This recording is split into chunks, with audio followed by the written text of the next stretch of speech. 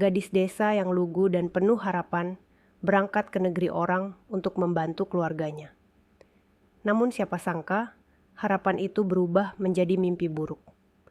Organ tubuhnya hampir direnggut oleh mafia perdagangan manusia. Saat harapan sirna, datanglah sosok tak terduga. Seorang polisi Indonesia berseragam coklat yang mempertaruhkan nyawa untuk menyelamatkannya. Tapi siapa sebenarnya polisi ini? Dan kenapa ia rela mengorbankan segalanya?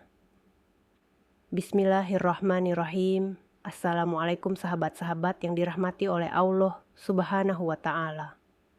Sebagai pengingat bersama dalam menjalani kehidupan, hari ini saya akan menceritakan sebuah kisah yang menggugah hati dan penuh pelajaran berjudul Gadis Indonesia bekerja menjadi TKW di Kamboja. Diambil organ tubuhnya, diselamatkan polisi Indonesia berseragam coklat. Bagi yang beragama Islam, saya sarankan untuk menuliskan sholawat kepada Nabi Muhammad SAW, agar kelak sholawat ini menjadi saksi untuk mendapat syafaat di akhirat kelak. Gerakan jari Anda untuk like dan subscribe ke channel ini. Share, like, dan subscribe Anda sangat membantu menyebarkan dakwah Islam dan menjadi amal jariah untuk saling mengingatkan dalam kebaikan. Adegan 1. Kepergian Ayu dari desa Ayu duduk di bawah pohon mangga, menatap langit sore yang mulai jingga. Ia memeluk ibunya, Bu Sarmi, yang tak kuasa menahan air mata. Suara angin sore menemani derai tangis perpisahan. Ayu berkata pelan, "Ibu," doakan Ayu. Ayu janji akan kirim uang buat ibu dan adik. Bu Sarmi mengangguk, tangannya gemetar. Di kejauhan, suara mobil travel sudah terdengar. Kepala desa Pak Budi pun datang membawa koper kecil Ayu. "Berangkatlah dengan niat baik, Yu. Jangan tinggalkan sholatmu. Dan hati-hati sama orang asing." Ayu mengangguk. Dengan bismillah, ia menapakkan langkah ke dalam mobil. Tanpa tahu, nasibnya akan berubah. Adegan 2. Kehidupan baru di Kamboja. Setibanya di Phnom Penh, Ayu dijemput oleh Ratna. Wanita itu tampak ramah. "Selamat datang Ayu, kamu cantik sekali, cocok kerja salon elit." Namun sesampainya di asrama, Ayu malah dikurung bersama beberapa gadis lain yang tampak lemas dan pucat. Salah satunya berbisik, "Jangan percaya Ratna, kita dijual." Ayu mulai cemas. Tapi pintu dikunci. Hanya ada kamera dan penjaga yang tak bisa diajak bicara. Adegan 3. Teman baru yang lucu. Di sela hari-hari suram, Ayu berhasil membuka jendela kecil di kamar. Ia bertemu Yayan, tukang becak asal Jawa Barat yang tinggal di sana sejak lama. "Loh, orang Indonesia?" "Wah, akhirnya bisa ngobrol juga," saya Yayan. Mantan stand-up komedian gagal, sekarang nyambung hidup jadi tukang becak. "Kamu jangan takut, saya bantu keluar." Ayu tertawa kecil di tengah tangis. Kehadiran Yayan memberi sedikit warna di tengah kesuraman. Adegan 4. Terungkap. Perdagangan organ suatu malam, Ayu dibawa ke ruang gelap. Ia dipaksa berbaring di meja operasi. Dokter asing dan Ratna mengobrol dengan bahasa yang ia tak mengerti. Namun ia tahu, ini bukan perawatan, ini penyiksaan. Ayu menangis.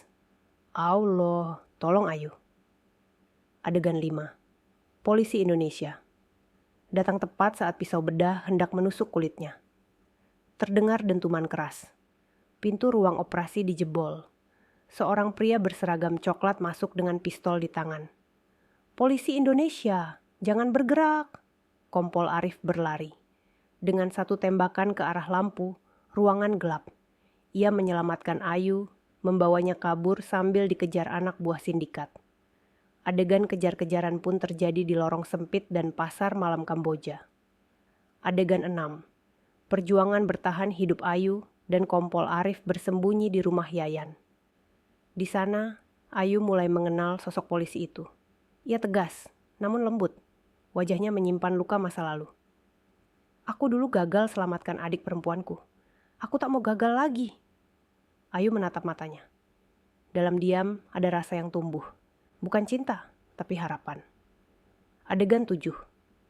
Akhir bahagia. Setelah bantuan dari Kedutaan Besar Indonesia, sindikat ditangkap. Ratna dan dokter itu dijebloskan ke penjara. Ayu pulang ke desa, disambut pelukan ibunya. Sementara Kompol Arif mendapat penghargaan atas jasanya. Ia datang ke desa, membawa hadiah kecil. "Ibu, saya tidak bisa ganti waktu Ayu yang hilang. Tapi saya titip ini, semoga bisa bantu." Ayu menunduk, air matanya mengalir. Adegan 8, luka batin yang tertinggal. Meski tubuh Ayu selamat, batinnya belum pulih. Di malam hari, Ayu sering bermimpi buruk. Tangisnya pecah dalam diam. Bu Sarmi tak kuasa selain memeluknya. Ayu pun mulai jarang bicara. Hanya diam menatap sawah. Rasa bersalah, ketakutan, dan trauma menyelimuti pikirannya. Sampai suatu malam, ia mendengar suara azan dari surau kecil. Ia bangkit, mengambil wudhu, lalu sujud dalam tangis panjang. "Ya Allah, terima kasih masih Engkau jaga jiwaku." Adegan 9, Kompol Arif kembali ke desa. Beberapa bulan berlalu. Suatu siang, Ayu tengah menyapu halaman ketika sebuah motor trail datang. Kompol Arif turun dengan jaket dinasnya. Masih berseragam coklat khas polisi Indonesia. "Assalamualaikum, Yu. Ada oleh-oleh dari Kamboja." Ayu tersenyum malu-malu. Wajahnya bersinar meski tanpa make up.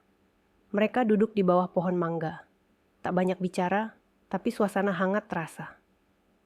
"Kalau nanti kamu siap, mungkin bisa bantu saya. Bikin program penyuluhan untuk gadis desa." Mata Ayu berbinar. Untuk pertama kalinya, ia merasa berguna. Adegan 10. Tawa dan harapan Pak Budi dan warga desa mengadakan syukuran kecil atas keselamatan Ayu. Yayan datang juga. Dengan becak berhias bendera merah putih, ia berdiri di tengah acara. "Assalamualaikum semua. Di sini ada tukang becak internasional. Dari Cianjur nyasar ke Kamboja." Tawa pun pecah. Ayu tertawa hingga meneteskan air mata bahagia. Kompol Arif duduk di samping Bu Sarmi, membawakan makanan. "Bu, kalau Ayu nanti ingin sekolah lagi, saya siap bantu." Bu Sarmi menunduk haru. "Allah yang balas kebaikanmu, nak." Adegan 11. Pesan moral. Di akhir cerita, Ayu berbicara langsung ke kamera dokumenter. "Hati-hati pada janji manis yang belum tentu halal jalannya. Jangan pernah tinggalkan sholat. Karena ketika saya tak bisa minta tolong ke siapa-siapa, hanya doa yang jadi pelindung saya." Kompol Arif muncul dalam wawancara pendek. Kita harus hadir sebagai pelindung, bukan hanya karena tugas, tapi karena kemanusiaan. Adegan 12. Epilog Islami yang menyentuh Ayu, kini menjadi relawan penyuluhan. Ia berbicara di berbagai desa, membantu para gadis muda agar tidak terjebak calo pekerjaan ilegal. Suatu hari, ia melihat seorang anak perempuan kecil bermain di sawah. Ia menghampirinya, menyentuh kepalanya, dan berkata, "Jangan takut bermimpi, tapi pastikan kau tahu kemana kakimu melangkah."